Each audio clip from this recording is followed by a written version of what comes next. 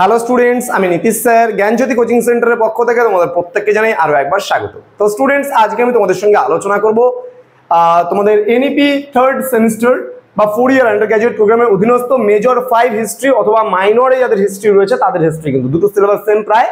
তো সেই কারণের জন্য আজকে মাইনর এবং মেজরদের জন্য একসাথে আলোচনা করবো আজকের এই ক্লাসটি।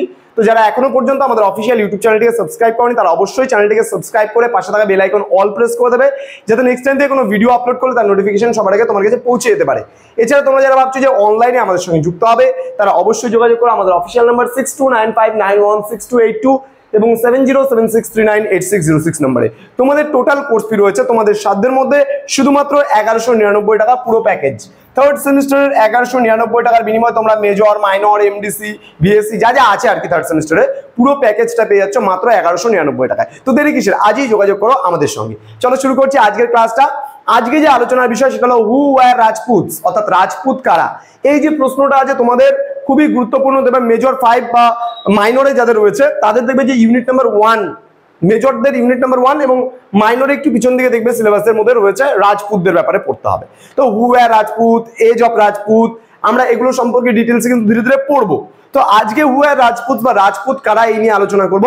দেখো বলতে গেলে এখানে আমি জাস্ট দুটো অষ্টম এবং দ্বাদশ, তোমরা এটা লিখে নিতে পারো, অষ্টম টু দ্বাদশ, অর্থাৎ খ্রিস্টীয় কি বলছে এখানে অষ্টম শতক থেকে তোমার হচ্ছে দ্বাদশ শতাব্দীর মধ্যভাগ পর্যন্ত যে সময়কালটা, সেই সময়কালে আমরা মূলত দেখি রাজপুতদের উত্থান ঘটেছিল। আমি আবারও বলছি যে অষ্টম শতক থেকে শুরু করে দ্বাদশ শতকের মধ্যভাগ পর্যন্ত যে সময়কালটা, সেই সময়কালে আমরা দেখি যে রাজপুতদের উত্থান ঘটেছিল, যেটা ভারতের ইতিহাসের একটা খুবই গুরুত্বপূর্ণ একটা ঘটনা।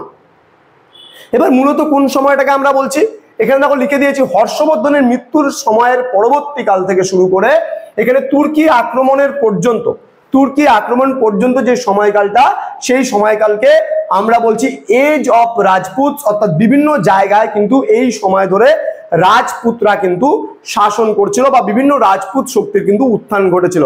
আবার বলছি হর্ষবর্ধনের মৃত্যুর সময়কালের পর থেকে, হর্ষবর্ধনের মৃত্যুর সময়ের পর থেকে উত্তর ভারতে আমরা দেখি বহু রাজনৈতিক শক্তির কিন্তু উত্থান ঘটেছিল, যাদেরকে আমরা রাজপুত বলছি, বিশেষ করে তুর্কি আক্রমণের সময়কাল পর্যন্ত। ওকে, এখানে টাইমিংটা বলা হয়েছে 712 থেকে, মূলত যদি আমরা সময়কালটা ধরি অষ্টম শতক থেকে দ্বাদশ শতকের, তাহলে বলছে দ্বাদশ শতকের মধ্যভাগ বলেছিলাম, তাহলে হচ্ছে 712 থেকে শুরু করে 1192 খ্রিস্টাব্দ পর্যন্ত এই যে সময়কালটা, এই সময়কালে কিন্তু রাজপুতদের উত্থান আমরা মূলত লক্ষ্য করি, যার জন্য এই সময়কালকে বলা হয় এরা অফ রাজপুতস, এরা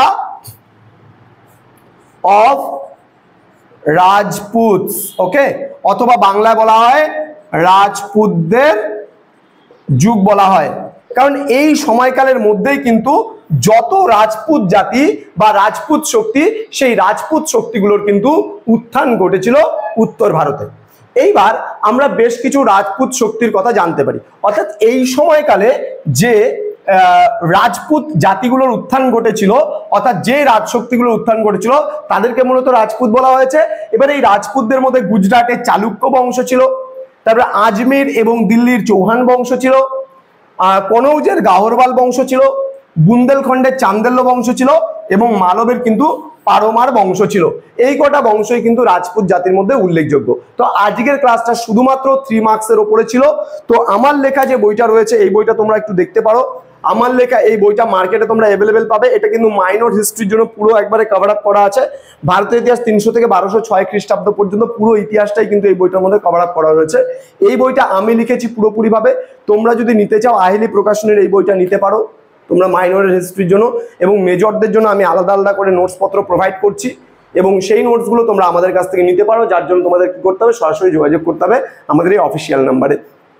তোমাদের যাদের মেজর রয়েছে, মেজর 3টা পেপার রয়েছে 3, 4, 5, মেজর 3, 4, 5 এবং এসএসসি মাইনর এবং এইসি কম্পালসারি ইংলিশ, এটা কিন্তু পুরো প্যাকেজটা কিন্তু আমাদের কাছে পাচ্ছ। এছাড়া আমাদের সেন্টার থেকে এই বছর কিন্তু প্রকাশিত হলো যে তোমাদের এইসি কম্পালসারি ইংলিশ যে বইটা রয়েছে, সেই বইটা মৌমিতা ম্যাডামের লেখা এবং বিকি স্যার সম্পাদনায় রয়েছে। তো দুজনের প্রচেষ্টায় কিন্তু এই বইটা তোমাদের পাবলিশড হলো।